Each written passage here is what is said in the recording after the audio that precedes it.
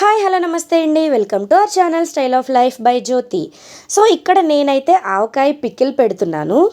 ఎలా పెట్టా అనేది ఈ వీడియోలో క్లారిటీగా పక్కా కొలతలతో మీతో షేర్ చేసుకుంటున్నాను. సో ఇక్కడ ఒక 2 kgs మ్యాంగోస్ని అయితే తీసుకున్నాం మేము. మా హస్బెండ్ పీసెస్ కింద కట్ చేస్తున్నారు. కొన్ని లైట్ ఎల్లోగా అయితే పండాయి, సర్లే అని చెప్పేసి తక్కువ క్వాంటిటీలోనే పెడుతున్నాను. సో ఇలా పండితే ఎక్కువ రోజులు నిలవ ఉండదు, త్వరగా తినేసేయాలి. ఇలా నేను ఫస్ట్ మ్యాంగోస్ ని వాష్ చేసి తడి లేకుండా తుడిచేసా. మా హస్బెండ్ అయితే పీసెస్ కట్ చేశాక ముక్కను కూడా ఇలా నీట్ గా తుడుచుకోవాలి తడి లేకుండా. మా జున్ను ఎగ్జైట్మెంట్ చూసారా, ఇక్కడ బాగా హడావుడి చేస్తాడు. పీసెస్ అన్నిటిని ఒకే సైజులో ఇలా నీట్ గా కట్ చేసుకున్నాక 3 cups ఆఫ్ పీసెస్ వచ్చాయి. సో అన్ని నేను ఒకే కప్పుతోనే కొలుచుకుంటున్నాను.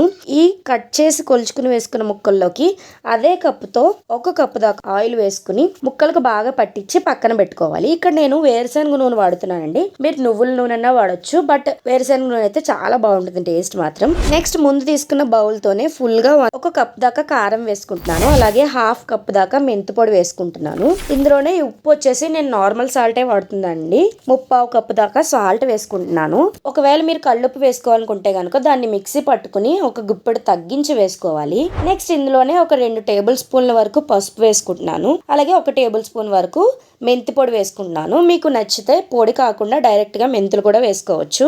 అలాగే లాస్ట్ లో కొన్ని వెల్లుల్లి రెబ్బలు ఇలా వలిచి వేసుకుంటున్నాను. సో ఈ ఉప్పు కారాలన్నింటినీ బాగా కలుపుకోవాలండి. కలిపాక మనం ముందుగా ఆయిల్ పట్టించుకుని ఉంచుకున్న ముక్కల్లోకి కొంచెం కొంచెంగా వేసుకుంటూ బాగా మిక్స్ చేసుకోవాలి. హ్యాండ్ అయితే అస్సలు పెట్టలేదు నేను. ఇలా బాగా ముక్కలకు ఉప్పు కారాలు పట్టించాక కొంచెం కొంచెంగా వేసుకుంటున్నా కదా. సో ముక్కకి ఆ ఉప్పు కారాలన్నీ బాగా పట్టాలన్నమాట. లాస్ట్లో ఇంకో 1.5 కప్ వేరుశనగ నూనె వేసుకుని మొత్తం కలిసేలా బాగా మిక్స్ చేసుకోవాలి. మొత్తం నాకు 1 లీటర్ ఇలా బాగా ముక్కలకు ఉప్పు కారాలు పట్టించాక కొంచెం కొంచెంగా వేసుకుంటున్నా కదా. సో ముక్కకి ఆ ఉప్పు కారాలన్నీ బాగా పట్టాలన్నమాట. గాలి వెళ్ళకుండా పెట్టుకోవాలి. ఒక 3 days వరకు పచ్చడిని అస్సలు కదపకూడదు. చూసారా ఎంత బాగా వచ్చిందో. 3 days later. So after 3 days తర్వాత చూస్తే పచ్చడి ఇలా బాగా ఊరుతుంది, మొక్క కూడా బాగా ఊరుతుంది. మీకు ఒక టిప్ ఏంటంటే, ఇక్కడ మనకి పచ్చడిలో సాల్ట్ కనుక తక్కువ అయితే పైకి నొరగ అయితే తేలుతుంది. అలా జరిగితే మళ్ళీ పచ్చడిని గిన్నెలోకి వేసుకుని సాల్ట్ అడ్జస్ట్ చేసుకుని మళ్ళీ కలుపుకోవచ్చు. సో నేను తక్కువ క్వాంటిటీలో చేశాను, జస్ట్ 2 kgs మాత్రమే. మీరైతే ఎన్ని కేజెస్ అయినా సరే కప్ మెజర్మెంట్స్తో అన్ని పర్ఫెక్ట్గా కొలతలు తీసుకుంటే కనుక పచ్చడి కరెక్ట్గా కుదురుతుంది మీకు. నేను ఇక్కడ కప్ కొలతలతో చెప్పాను, వెయిట్లో చెప్పలేదు. ఇలా ఒకే కప్ని తీసుకుని అన్నీ దాంతోనే కొలుచుకుంటే పర్ఫెక్ట్గా కుదిరింది నాకైతే పచ్చడి మాత్రం.